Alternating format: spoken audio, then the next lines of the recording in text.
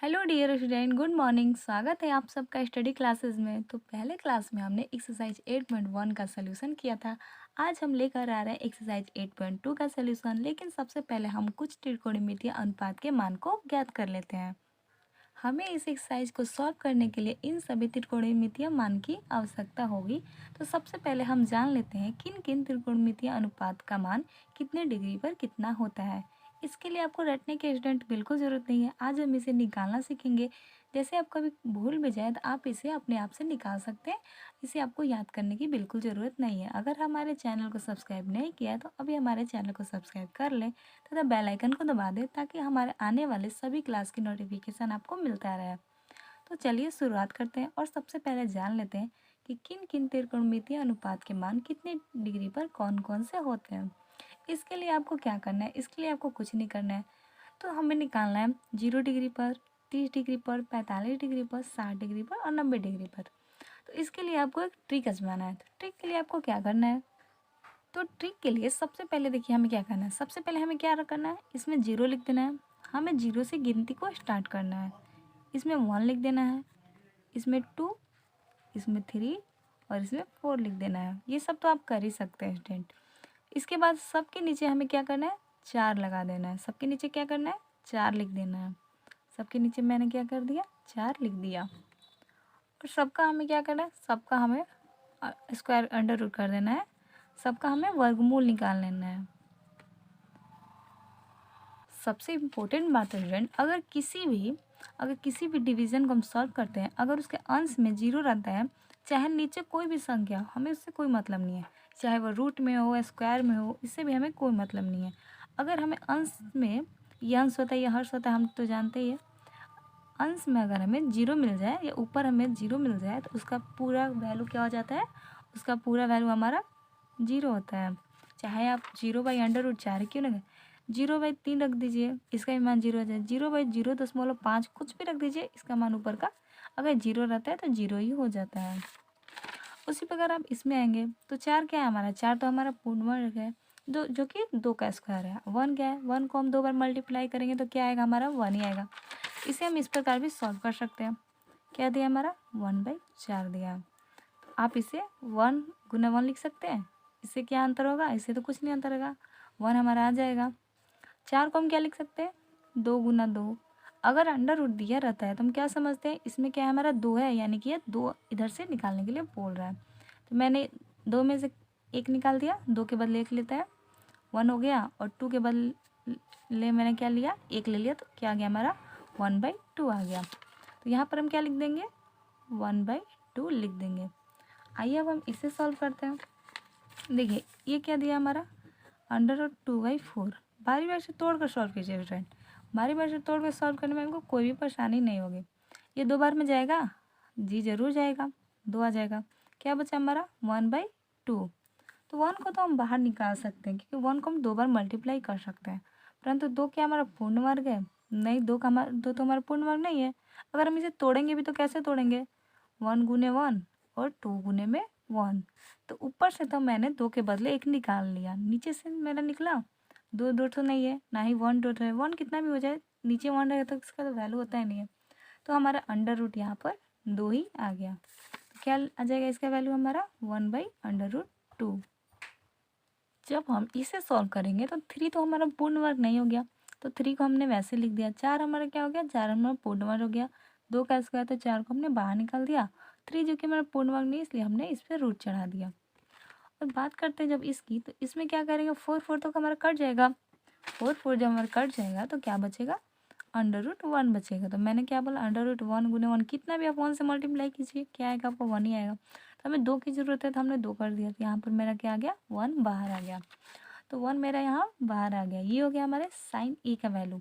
Sign ए का, या यहाँ पर साइन 0 डिग्री का इतना आ गया, 30 डिग्री का, 45 डिग्री का, 60 डिग्री और 90 डिग्री का मैंने आपको निकालने को सिखा दिया। आपको इसे रटने की बिल्कुल आवश्यकता नहीं है। ये तो मैंने एक ट्रिक से निकालना सिखा दिया। इसे एक त्रिभुजीय विधि द्वारा भी, त्रिभुज द्वारा भी निकाला जाता है, जिसकी क्लास हम आगे के लेकर आएंगे। अगर आप जानना चाहें तो हम इसे त्रिभुज द्वारा भी निकाल कर बता देंगे। तो चलिए अब हम जानते हैं कॉस का कैसे निकालना। कॉस का कैसे निकाल, आपने साइन का निकाल लिया ना, बाकी सब तो वैसे निकल जाएगा। साइन का 0 डिग्री का मैंने क्या निकाला 0, 30 डिग्री का 1/2, 45 डिग्री का 1/√2, 60 डिग्री का √3/2, 90 डिग्री का 1। तो कॉस में हम क्या करना है, बिल्कुल उल्टा कर देना है। जैसे ये सीरीज ऐसे जा रही है, जैसे हमारा यह बाएं से दाएं जा रहा है, उसी प्रकार हमें दाएं से बाएं इधर पलट देना है। तो 90 को क्या बना देना है 0, 60 को क्या बना दे, इधर पलट जाएगा तो क्या हो जाएगा, पलट देना यानी कि इसे ऊपर नीचे नहीं कर देना है। यहाँ 0 से 90 की ओर जा रहा है तो हमें 90 से 0 की ओर लिख देना है। 45 तो हमारा वैसे ही रहेगा 1/√2। 30 क्या बदल जाएगा हमारा 60 में बदल जाएगा 1/2। 0 क्या बदल जाएगा हमारा 90 में बदल जाएगा। तो यानी कि इसका अब 90 डिग्री का वैल्यू 0 आ जाएगा। तो साइन का निकाल लीजिए तो आपका कॉस का अपने आप निकल जाएगा। बस इसे उल्टा कर देना है। आप इधर से दाएं से बाएं से दाएं चल रहे हैं, आपको उसी वैल्यू को यहाँ पर दाएं से बाएं ला देना है। ऐसे ले जाइए चाहे आप ऐसे ले जाइए, इसी को यहाँ से ऐसे लिख देना है। चाहे ये वाले को इधर से उठा के ऐसे लिखिए या इधर से उठा कर ऐसे लिखिए, बस इन दोनों को पलट देना है। पलटना नहीं कि ऊपर नीचे नहीं कर देना है, दाएं बाएं में इसे पलट देना है। तो आपने साइन का निकाल लिया तो आपका कॉस का अपने आप निकल जाएगा। अब आते हैं tan पर। तो tan का हमें कैसे निकालेंगे, तो tan का आप सूत्र जानते होंगे स्टूडेंट। tan का सूत्र होता है हमारा tan a, चाहे कुछ भी tan a b c कुछ भी रख सकते हैं, sine a by cos a होता है ना। तो tan a, तो tan हमारा कितना निकालना है, tan 0 डिग्री का निकालना है। तो साइन 0 जो यहाँ पर है वही यहाँ पर रखना है। यहाँ 0 है तो यहाँ भी हम 0 रख देंगे। Sine 0 degree by cos 0 degree. तो साइन 0 डिग्री मैंने क्या निकाला अभी, साइन 0 डिग्री मैंने निकाला 0 और कॉस 0 डिग्री निकाला 1। तो यहाँ पर इस वैल्यू को रख देंगे 0/1। अभी मैंने बताया किसी भी डिवीजन में अगर अंश हमारा 0 होता है तो उसका पूर्ण वैल्यू क्या आ जाता है 0। इस प्रकार हमने tan 0 का मान निकाल लिया। तो tan 0 का मान हमारा क्या निकल के आ गया 0 डिग्री निकल के आ गया। अब उसी प्रकार हम निकाल लेंगे tan 30, 45, 60, 90 का भी निकाल लेंगे। अगर यहाँ पर हम tan 30 डिग्री रखेंगे, tan 30 डिग्री बारी बारी से आप निकाल सकते हैं, sine 30 degree by cos 30 degree. तो साइन 30 डिग्री मैंने क्या निकाला, साइन 30 डिग्री मैंने निकाला 1/2। साइन 30 डिग्री लिखेंगे 1/2 और डिवाइस का चिन्ह दे देंगे। कॉस 30 डिग्री क्या निकाला मैंने √3/2। यहाँ पर क्या लिखेंगे हम √3/2।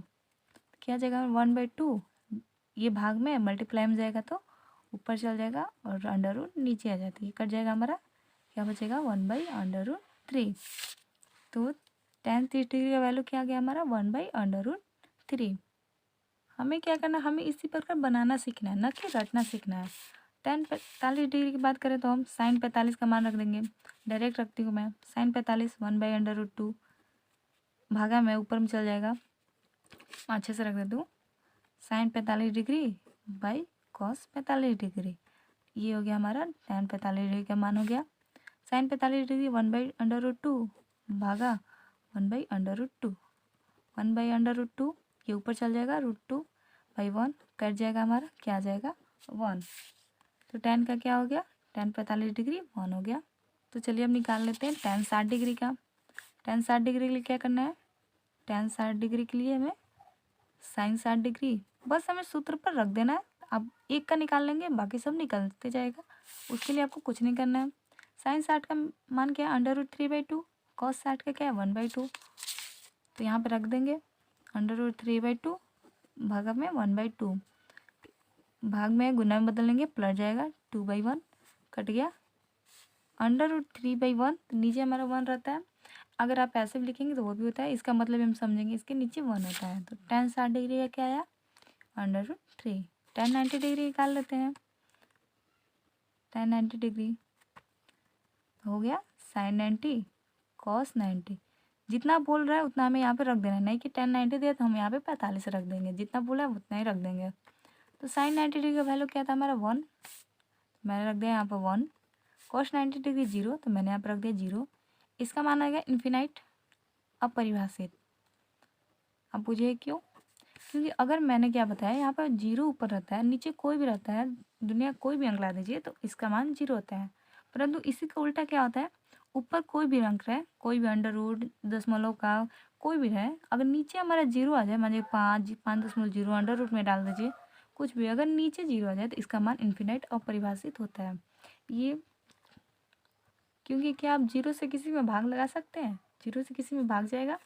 नहीं जाएगा, तो इसके लिए इसका मान हमने अपरिभाषित रख दिया, इसलिए इसका मान अपरिभाषित रहता है। अगर ऊपर रहेगा तो इसका मान 0 और नीचे रहेगा तो इसका मान कोई भी ऊपर संख्या उससे हमें कोई लेन देन नहीं है, उसका मान अपरिभाषित आ जाएगा। तो tan 90 डिग्री का मान क्या आ गया हमारा? इन्फिनाइट यानी कि अपरिभाषित।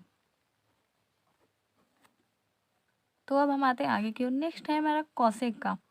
तो कॉसेक किसका होता है? अपोजिट। तो कॉसेक तो हम जानते हैं, चूंकि हम कॉसेक ए रखें तो इसका मान होता है 1/sin A। तो बिल्कुल हमें यहाँ पर अगर साइन का पता रहे तो हम कॉसेक का तो निकाल ही सकते हैं।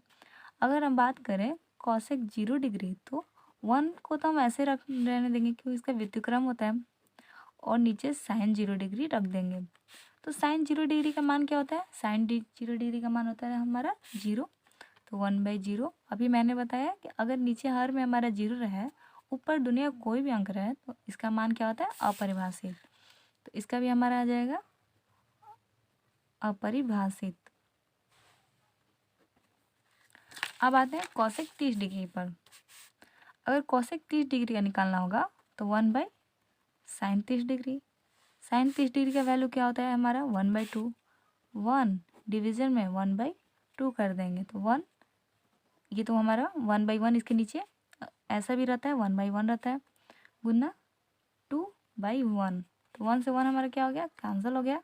क्या बचा हमारा? 2।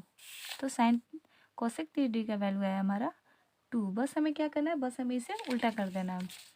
अब बात करें कॉसेक 45 डिग्री, तो 1/sin 45 डिग्री। तो 45 डिग्री का मान हो गया हमारा 1/√2। मैंने रख दिया 1/√2। 1 मल्टीप्लाई में √2 हमारे नीचे है, भागा में गुना में ऊपर चल जाएगा। 2/1, 1 से 1 हमारा कैंसिल, क्या बचा हमारा? √2। अब बात करें अगर हम कॉसेक 60 डिग्री, तो क्या लिखेंगे? 1/sin 60 degree. बस हमें साइन का याद कर लेना है, बाकी सब हमारा वैसे निकल जाएगा। साइन 60 का हमारा क्या आया? √3/2।